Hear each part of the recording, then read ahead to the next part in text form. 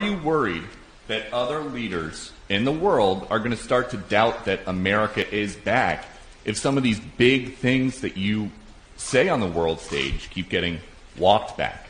What's getting walked back? It made it sound like, just in the last couple days, it sounded like you told U.S. troops they were going to Ukraine. It sounded like you said it was possible the U.S. would use a chemical weapon, and it sounded like you were calling for regime change in Russia, and we know... None of the three occurred. None of the three occurred? None of the three.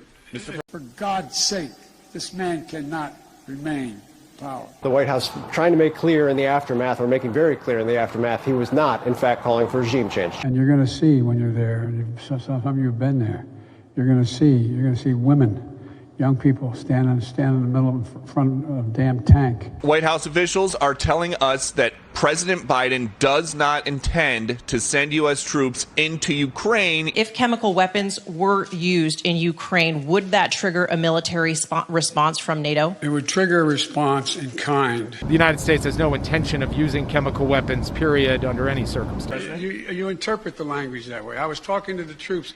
We were talking about helping train the troops that are the Ukrainian troops that are in Poland.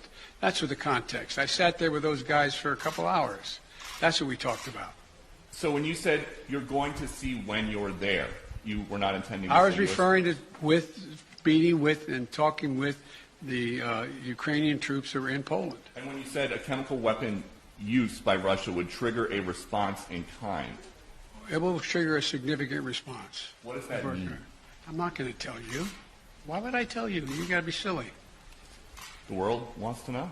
The world wants to know a lot of things. I'm not telling them what the response would be. Then Russia knows the response.